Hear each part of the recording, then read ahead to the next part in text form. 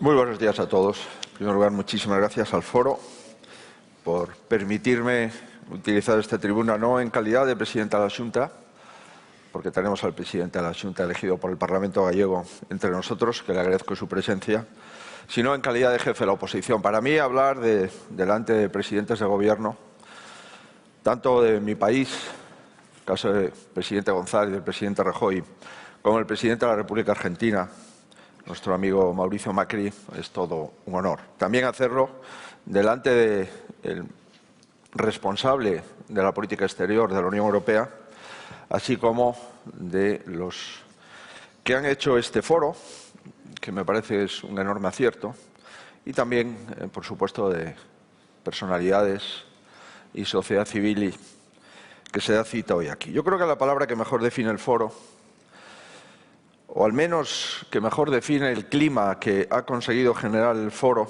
desde la primera edición hasta esta cuarta, es una palabra que creo que le gustaba a González, al menos yo lo he escuchado alguna vez, es la palabra de sosiego. Durante las jornadas que dura este encuentro, quedan fuera de esta isla las tensiones que distorsionan los debates que se producen en nuestra sociedad y en nuestra política. En los últimos años se ha instalado entre nosotros un tipo de discusión agria, desabrida, donde prima el ruido sobre el razonamiento. Y sucede, como en esos lugares públicos en el que la gente habla en tono muy elevado, y parece que solo hablando todavía más alto es posible que te escuchen. En mi opinión, las causas de este deterioro del debate pueden resumirse en dos. Una es política y otra afecta a la tecnología. El populismo, en sus diversas formas, rehúye de la argumentación porque, en el fondo, menosprecia la capacidad de razonamiento de la gente. Su principal objetivo es azuzar reacciones primarias, en especial las que nacen, lógicamente, del malestar social.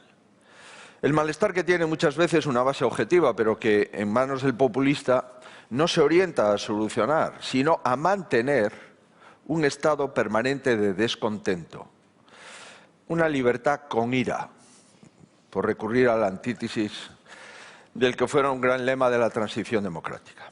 Una vez creado un malestar o descontento, resulta más fácil introducir en la discusión pública elementos de racionalidad, así realmente es muy difícil.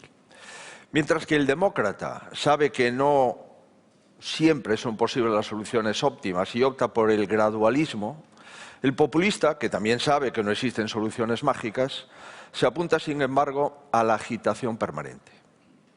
En tanto que el demócrata busca aliados permanentes o circunstanciales para resolver cuestiones arduas, el populista es un fabricante de antagonismos. Así pues, el populismo es un factor que enrarece y a veces impide el debate democrático. La segunda circunstancia, le hablaba de la política, la segunda es el mundo ambivalente de las redes sociales. Amplía los ámbitos de la comunicación, eso es extraordinariamente valioso, al tiempo que limita la intensidad y la riqueza de la misma comunicación, y ese es el problema. Lo que llamamos democracia deliberativa no consiste en un cruce de monólogos, algo a lo que nos conduce la dinámica de las redes, sino a un diálogo en el que nadie vence si no es capaz de convencer. Sirva pues esta reflexión previa para destacar la aportación del Foro y el acierto de sus fundadores, Josep Piqué y Amancio López Seijas. Pues bien, el Foro ya es un oasis de calma que, por fortuna, cada vez se va haciendo más grande. El éxito de sus convocatorias es la mejor prueba de que un lugar de encuentro como este era algo necesario para buscar el diálogo perdido. Entrando ya de lleno en la reflexión que quiero compartir con ustedes, voy a recuperar la intervención realizada recientemente por el presidente de la República Francesa, Emmanuel Macron. Aventuraba el fin de un periodo de abundancia y el ocaso de las certidumbres.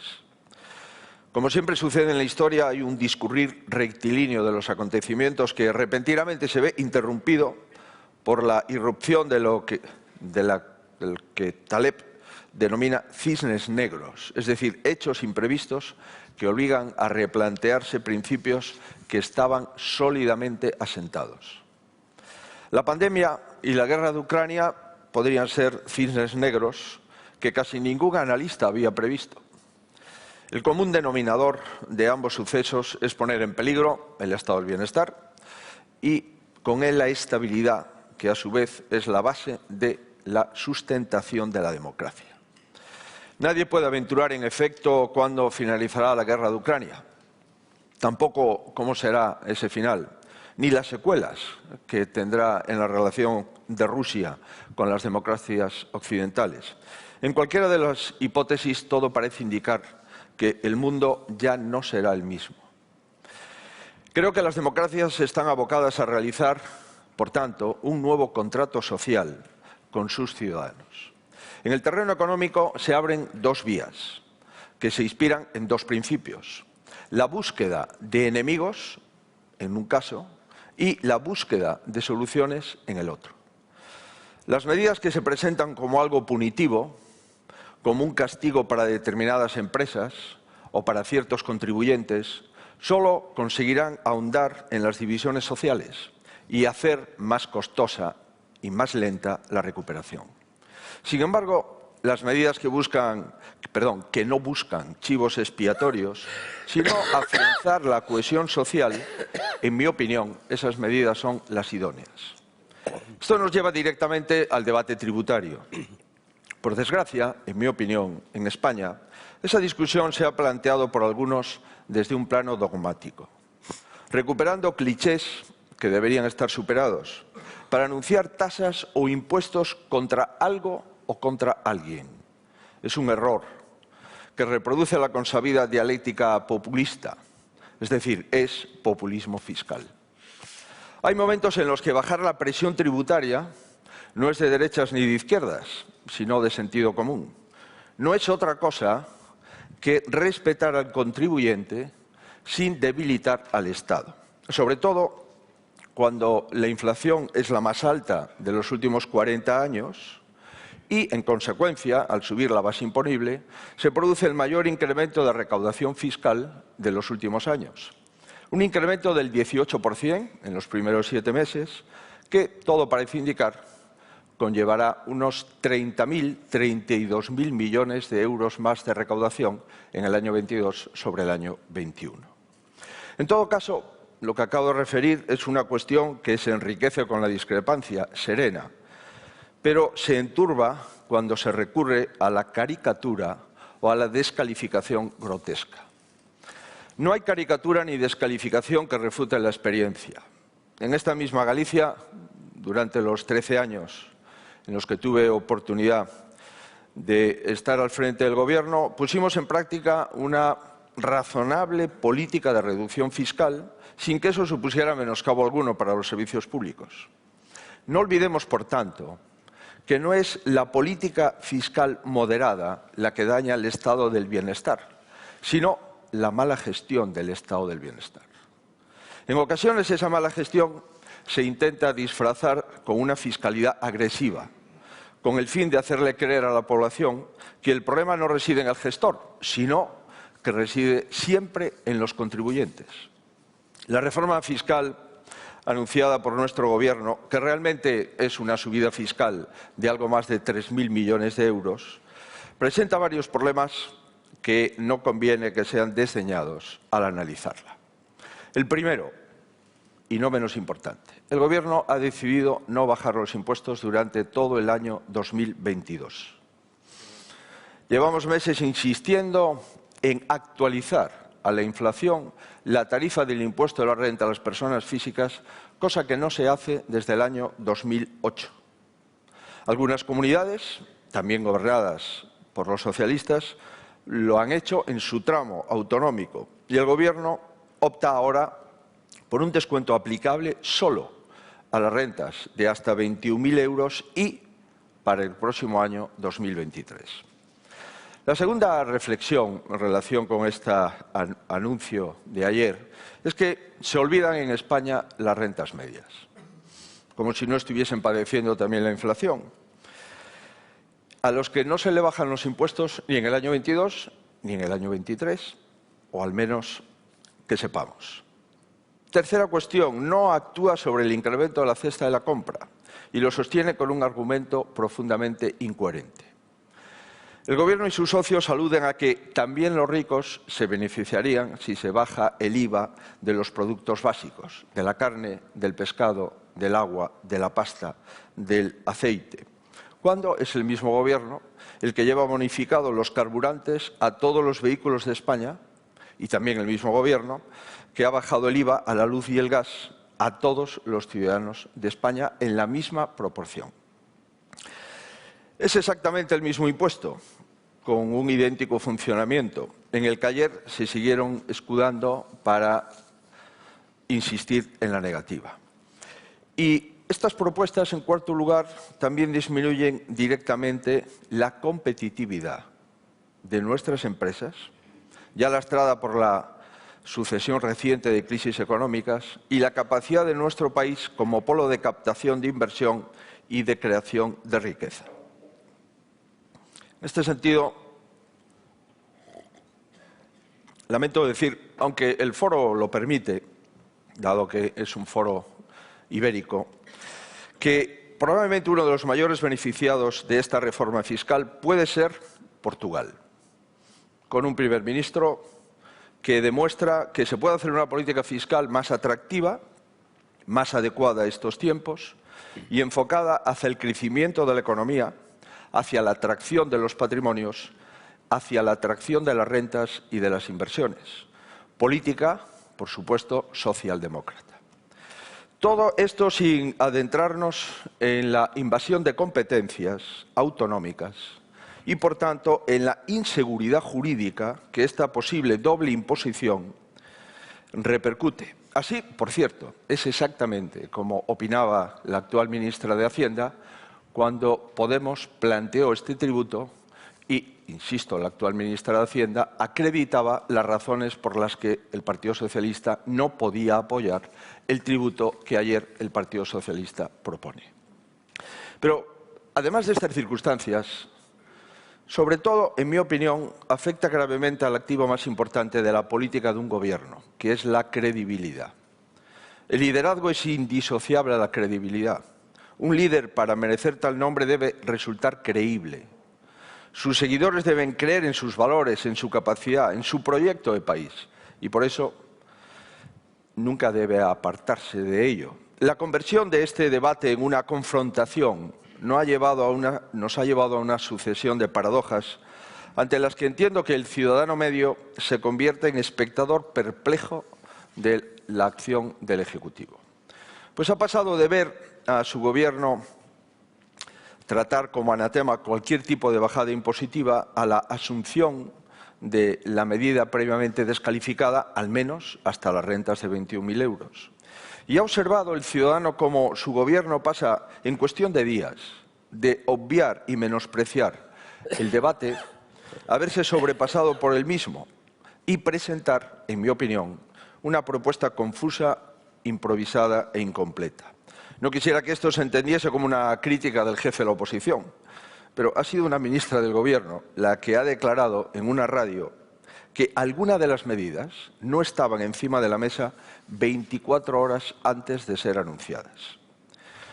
En mi opinión, es posible una política distinta, más previsible, más sólida, y esto no resta ni un ápice a la audacia o a la flexibilidad cuando ésta se requiere.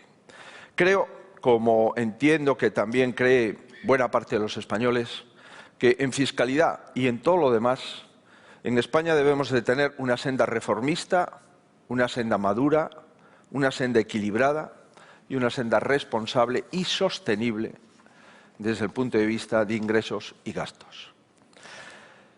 Quisiera poner dos ejemplos de lo que entiendo yo de esta política y termino. El primero es el proyecto europeo. El proyecto europeo no se construye con una economía punitiva, sino con una economía colaborativa. Los padres del europeísmo liberales, democristianos, socialdemócratas, escarmentados con la conflagración mundial, huyeron del dogmatismo a la hora de construir las bases económicas de la nueva Europa. Y el segundo ejemplo fueron los pactos de la Moncloa, tanto políticos como económicos, que encarrilaron la democracia española en un momento de extraordinaria dificultad. No hubo en ellos ninguna estigmatización de empresas ni de personas, y quizás eso fue la causa del éxito. Estimo que el revisionismo histórico que pretende cuestionar esta etapa venturosa de nuestra historia responde al rechazo a la metodología que presidió aquellos acuerdos, bien distinta a la confrontación sistemática que los populismos avivan. En mi opinión, por el contrario, ese momento supone un antes y un después de nuestra historia. Un momento en el que las dos Españas de Machado se convierten en una e inician un camino juntos. En consecuencia, ese nuevo paradigma que aventura el presidente Macron y otros líderes europeos requiere configurar un nuevo contrato social. O si lo prefieren, establecer una nueva frontera entre oportunidades y peligros. Entiendo que el primer requisito de ese nuevo escenario es obtener la complicidad social mediante la verdad. Hurtarla no solo revela una pobre concepción de la sociedad, sino que también impide aprovechar como es debido las energías ciudadanas. Sobre esa verdad hay que construir pactos. Sobre esa verdad hay que construir acuerdos y consensos acordes con la urgencia del momento. De nada vale concienciar a la población sobre los desafíos que tenemos delante si esa misma población contempla después que sus líderes y sus instituciones mantienen enfrentamientos sistemáticos. Con ello no estoy sugiriendo que la política se convierta en un diálogo socrático. Algo así no es posible ni deseable, porque la política democrática ha de reflejar la pluralidad social y las discrepancias que eso conlleva. No obstante, hay una forma democrática de plantearlas y otra populista. En su caso, se discute para llegar a algo. En el otro, la discusión es un fin en sí mismo que carece de cualquier propósito adicional. Señoras y señores, como decía anteriormente en esa declaración realizada por el presidente Macron, se hablaba asimismo del fin de las certidumbres. Por ejemplo, ¿es la democracia liberal, santo y seña de este foro, un instrumento eficaz en este nuevo escenario? Utilizo la palabra instrumento, si bien limitar la democracia a un aspecto instrumental es limitarla, olvidando los elevados valores morales, económicos y políticos que encierra. Pensemos en la invasión de Ucrania. La guerra que allí desata Rusia contiene aspectos geopolíticos, militares y, desde luego, económicos. Pero sería imperdonable olvidar que la agresión también intenta evitar la propagación de la democracia y sus valores de convivencia y tolerancia.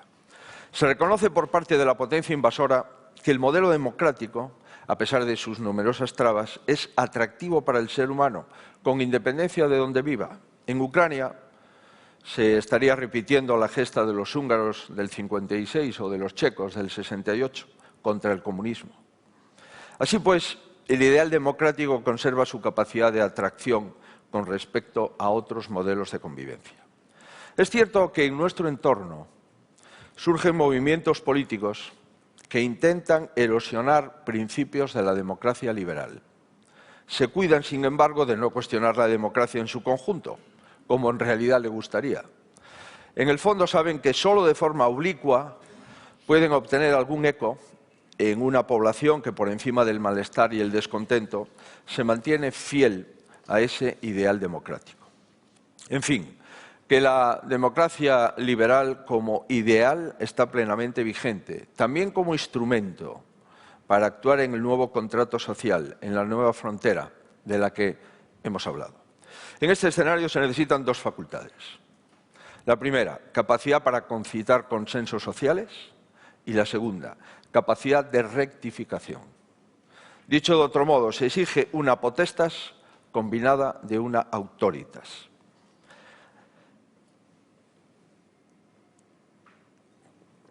Así como los primeros regímenes autoritarios solo poseen potestas, los democráticos cuentan igualmente con la autoritas, lo cual los capacita para lograr ese consenso social. En cuanto a la capacidad de rectificación, deviene esencial en un mundo en el que no valen pautas conocidas. En muchas ocasiones solo cabe ir abriéndose camino, igual que los viejos exploradores, lo cual implica tantear caminos, aceptar que se cometen errores y aprender, eso sí, de esos errores. Sabido es que el autócrata no puede admitir sus equivocaciones, ya que solo lo haría políticamente vulnerable. En consecuencia, la superioridad de la democracia liberal se evidencia en los momentos de bonanza y también en aquellos otros presididos por la dificultad.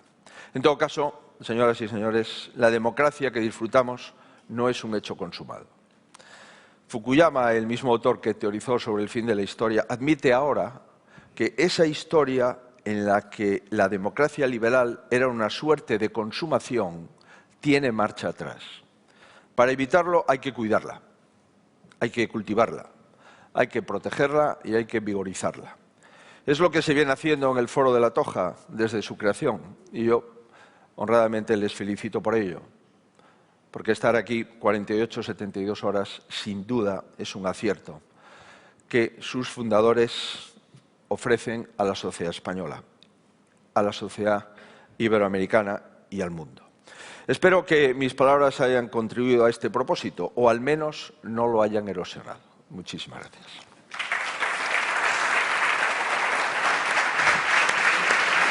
Muchas gracias. Muchas gracias.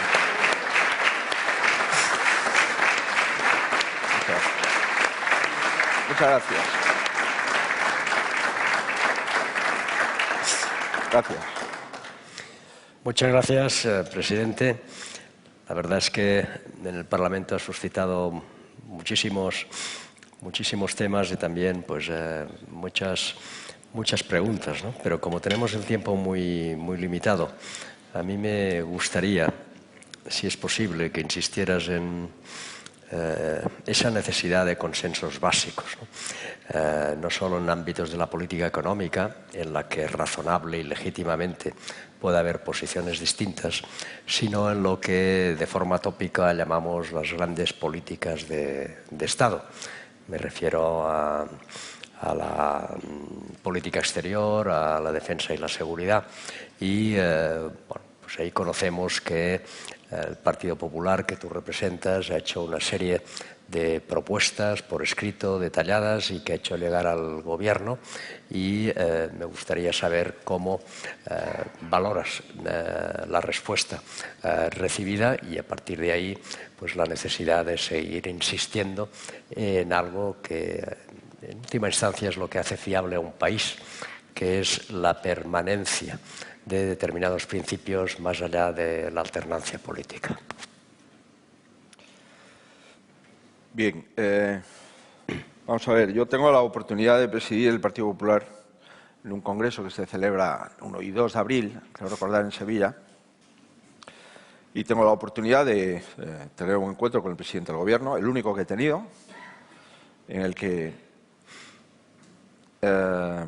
me encontré el listado de asuntos que me iba a proponer por la mañana, publicado exactamente en un periódico.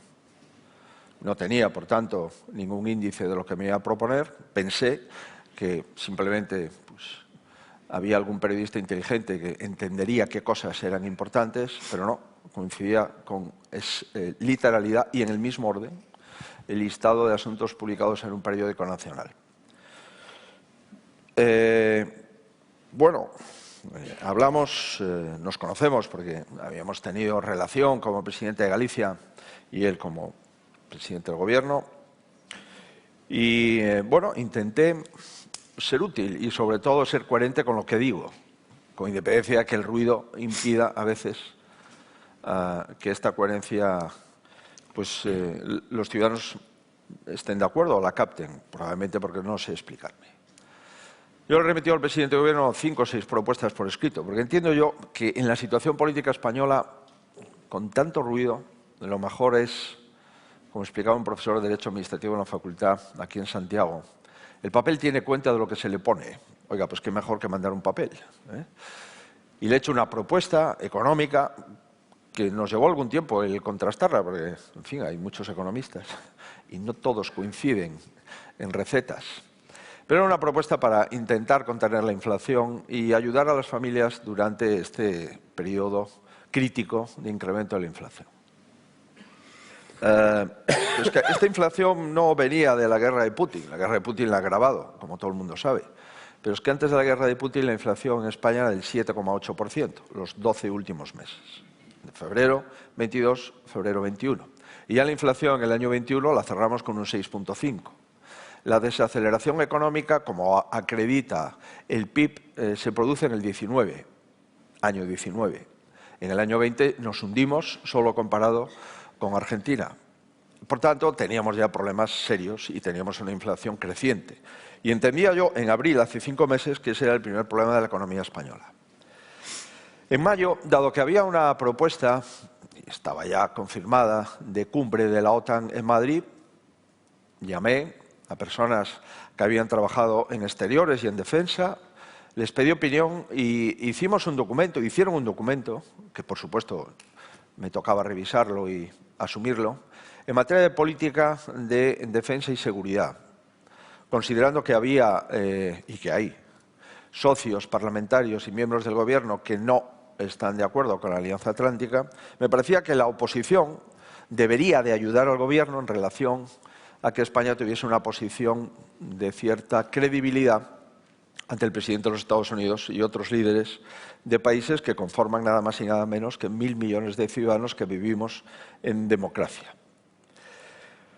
En junio, dado que el presidente me planteó la posibilidad de modificar la Constitución para sacar del texto la palabra disminuido y sustituirla por discapacitado, cosa que él me planteó, por supuesto que le mandé por escrito, dado que se empezó a comentar que estábamos en contra de esa propuesta, pues esa propuesta redactada por escrito y con una condición mínima, y es que el Consejo de Estado haga un informe favorable y adicionalmente que no haya referéndum y adicionalmente que no se incluyan ninguna cuestiones a mayores en reforma constitucional que no sea exclusivamente el término, creo que es el artículo 49. En julio, dado el bloqueo del Consejo General del Poder Judicial, mandamos también una propuesta que consistía en que mi partido abandonase su tesis de que no habría reforma si no había previamente una modificación de la ley en el que se diese mayor posibilidad a los jueces para proponer o elegir 12 de los 20 representantes del Consejo, abandonamos esa tesis y le planteamos al Gobierno un escenario, que es actualizar el Consejo General de acuerdo con lo que venimos haciendo en los últimos años, es decir, Cortes Generales, comprometernos a modificar esa ley una vez elegido al Consejo, por tanto, una vez renovado el Consejo, y para la renovación del Consejo, en vez de un cambio de cromos, hacer algún requisito de idoneidad de las personas que deberían formar parte del Consejo. Requisitos, por otra parte, bastante razonables, en mi opinión, pero también se los mandé por escrito y se lo entregué a los medios de comunicación. No se debate sobre este asunto. Se puede estar de acuerdo en los requisitos de idoneidad que planteamos o no, pero el decir que un ministro no puede ser nombrado fiscal general del Estado o que un ministro no se puede ir al Consejo General del Poder Judicial inmediatamente después de un cese, o que un ministro no puede ocupar una sala del Tribunal Supremo, por muy magistrado que fuere, una vez cesado, o que un ministro magistrado no debería de incorporarse a su juzgado hasta que pase un periodo de vacatio de 2 años, o que los acuerdos del Consejo General del Poder Judicial deben de tomarse por mayorías reforzadas, 13 de 20, y no 10 con el voto de calidad del presidente, parece que son requisitos de idoneidad que obligan a los partidos que lo firman y, por tanto, si hay un intercambio mañana en el Gobierno, obligan a los firmantes. Y en septiembre le mandamos 2 documentos, uno sobre energía, porque entendíamos que debemos de tener cuidado con las fortalezas que tiene España, no perderlas en un debate ideológico. Y en este momento la tecnología debería estar por encima de la ideología en el ámbito energético. Y eran cuestiones básicas. Es que tenemos que tomar una decisión ahora ya. Si ampliamos o no la vida útil de las centrales nucleares o no tendremos combustible, si no lo compramos con 3 o 4 años de antelación y nos ponemos en la obligación de cerrarlas, cuando suponen en este momento en el mix un 20% de aportación al mix. No entendimos ni por tanto compartimos el cierre completo de todas las centrales térmicas en España. Nos parece que ha sido un error.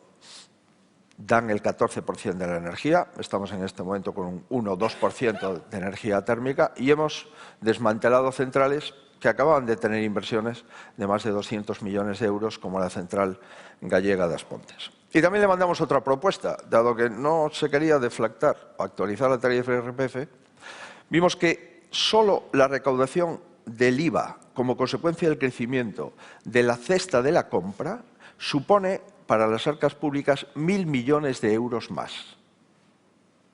Oiga, coger esos 1.000 millones y en aquellos productos básicos, carne, pescado, agua, mineral, etcétera, rebajar el IVA del 10 al 5 o del 10 al 4. Bueno, tengo que decir que de todas estas propuestas, a mí ya me gustaría que un líder de la oposición me mande 5 propuestas, por escrito, ¿eh? No comentarios de tertulia o soflamas, no. Mire, estas son mis propuestas.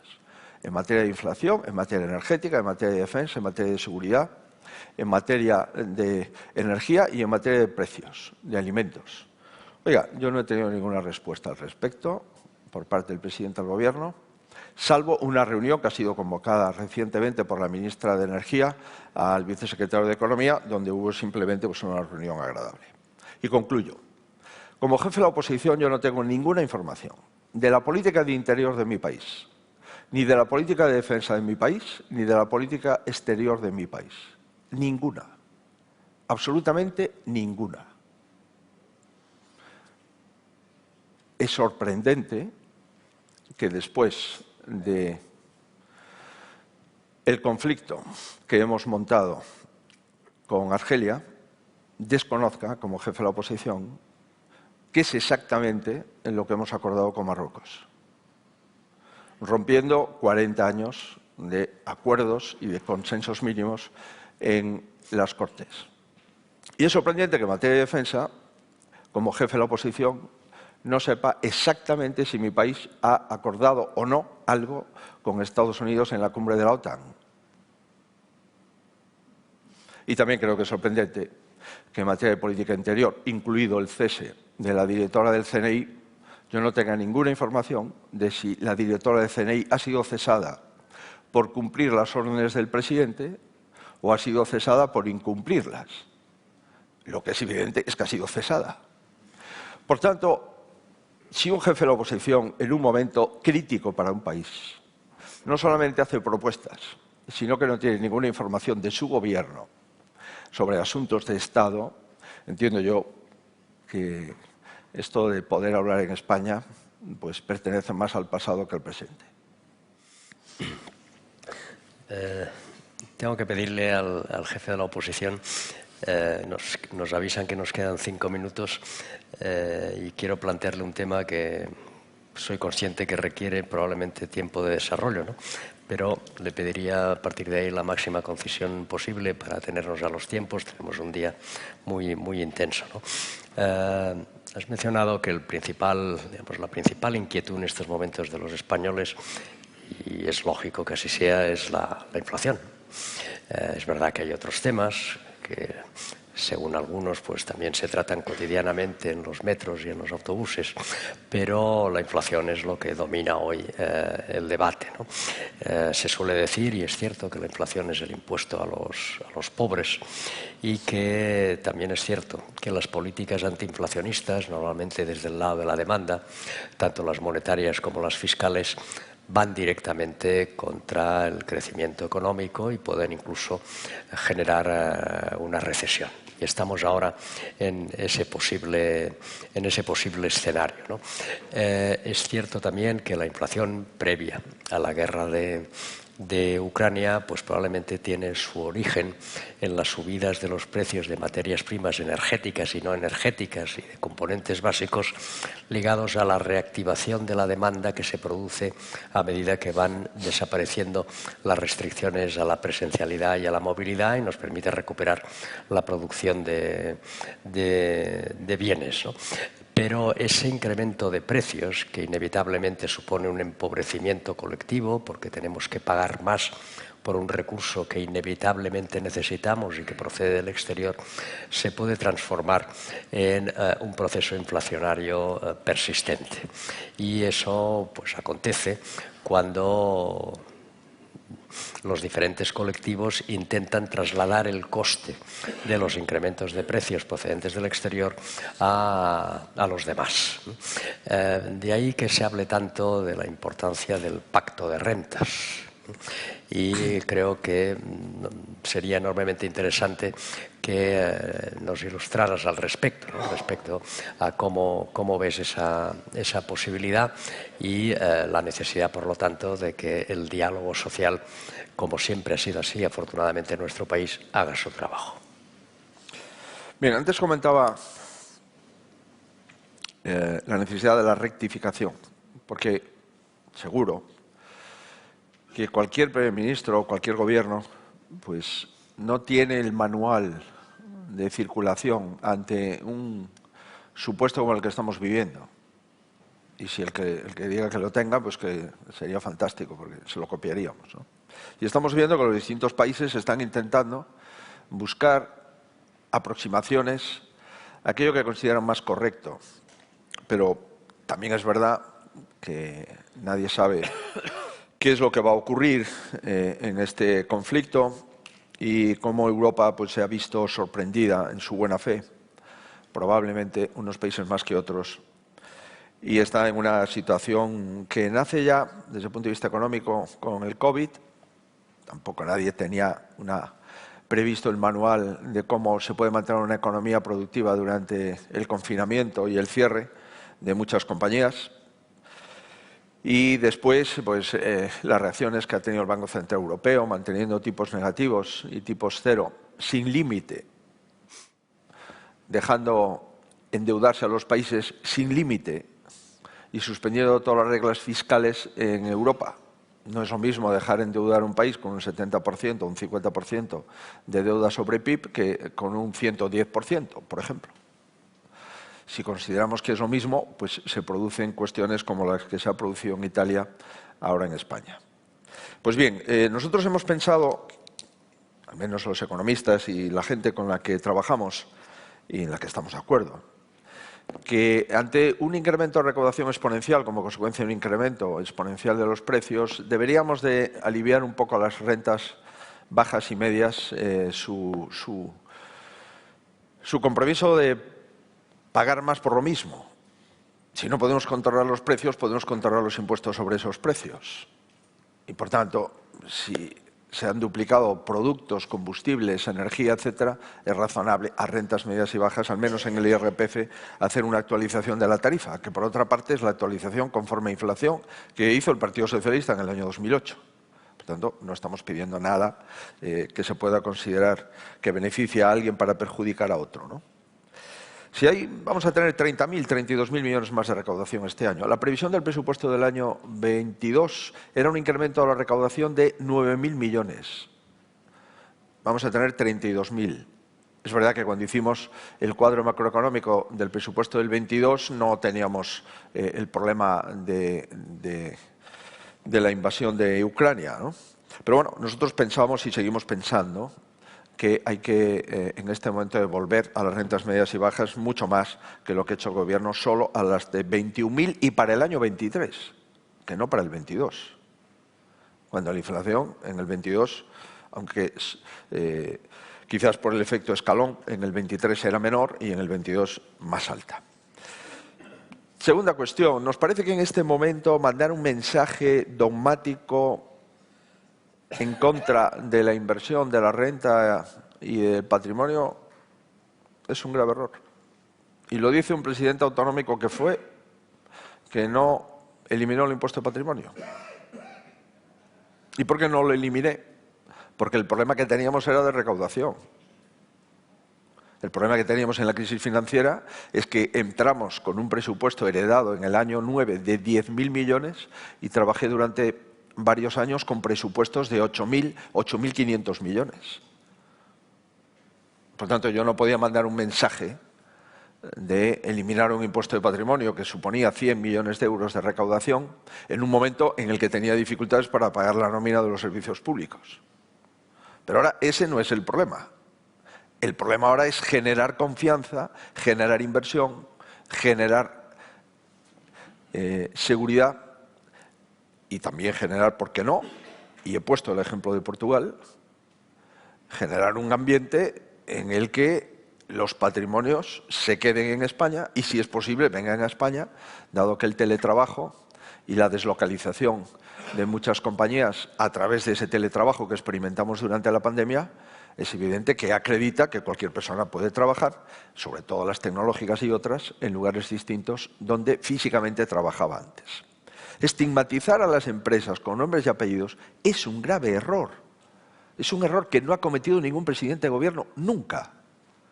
Con independencia de las tensiones que pudiera haber y con independencia de los problemas que se pudieran tener en la época de González o en la época de Rajoy, que por supuesto le han tocado lidiar momentos complejos. Pero hombre, vamos a buscar que las empresas ayuden, ¿no? No vamos a demonizar a las compañías, no tiene sentido. Una cosa es pedir una tasa de solidaridad y otra cosa es decir que hemos de perseguir lo que, entre comillas, llama el gobierno los ricos.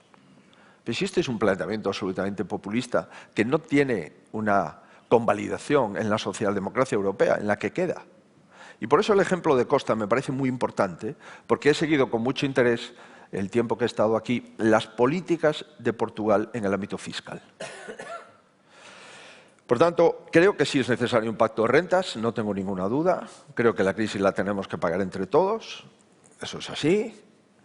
Y un pacto de rentas en la que el Gobierno no llame a la movilización, en la que el Gobierno no llame a la movilización y a la huelga, porque eso no es compatible con la Unión Europea. El Gobierno lo que tiene que llamar es al consenso y al diálogo, pero no a la movilización. Por tanto, sí, insisto, creo que debe haber un pacto de rentas en nuestro país, sería bueno, y nosotros hemos planteado distintas cuestiones y nos parece además que no sería imposible, sobre todo cuando no hay apriorismos. Pero en nuestro país hay mucha más política dogmática que política eficiente. Y al final la política es una combinación de ideología y de realismo. Uno puede tener sus planteamientos ideológicos, pero ha de aterrizarlos en la realidad. Y si los planteamientos ideológicos y la realidad son incompatibles, has de ajustarlos. Y lo que pasa en este momento, en mi opinión, es que los planteamientos ideológicos se sobreponen sobre la realidad. Y esto veremos lo que pasa, pero lo que han anunciado ayer, honradamente, en mi opinión, es una enorme decepción. Primero, porque en el año 22 a nadie se le bajan los impuestos. Segundo, porque solo se tocan a los de 21.000 y nada más, como si el resto de contribuyentes estuviese en un momento de bonanza. Y tercero, porque mandar un mensaje en contra de las rentas y en contra de la inversión es un grave error, sobre todo cuando tenemos vecinos que están haciendo lo contrario. Yo he visto en la Embajada Española, en Portugal, algunos ciudadanos españoles que habían sido indemnizados por sus compañías con indemnizaciones que a mí me parecen, en fin, cuando menos cuestionables por volumen, y cómo se han comprado su casa en Portugal y se han domiciliado allí. Comprenderán ustedes que ese riesgo ahora lo que hacemos es incrementarlo exponencialmente. Eso ya sin entrar en el planteamiento de la financiación de las comunidades autónomas, el respeto a la autonomía fiscal. Lo que estoy convencido es que si Cataluña hubiese eliminado el impuesto de patrimonio, el gobierno actual no habría actuado con el impuesto de patrimonio como ha actuado ayer. Entre otras cosas, porque se jugaría el propio gobierno. Por tanto, cuando lo hacen otras comunidades autónomas, que lo único que ejercen es su capacidad estatutaria y constitucional, y por eso tienen, entre comillas, pues en fin, una sanción, me parece sorprendente, porque parece ser que en España cumplir la Constitución no es muy rentable. Sin embargo, tensionarla, sí. Pero, en fin, esta es una opinión, como te puedes imaginar, que me permito evacuar para que después sea corregida por los que me sucedan en el uso de la palabra. Pues solo me resta agradecer la claridad en la exposición y también la generosidad intelectual en las respuestas. Muchas gracias. Gracias. Bueno, muchas gracias. Gracias. Señores, una breve pausa para café y volvemos.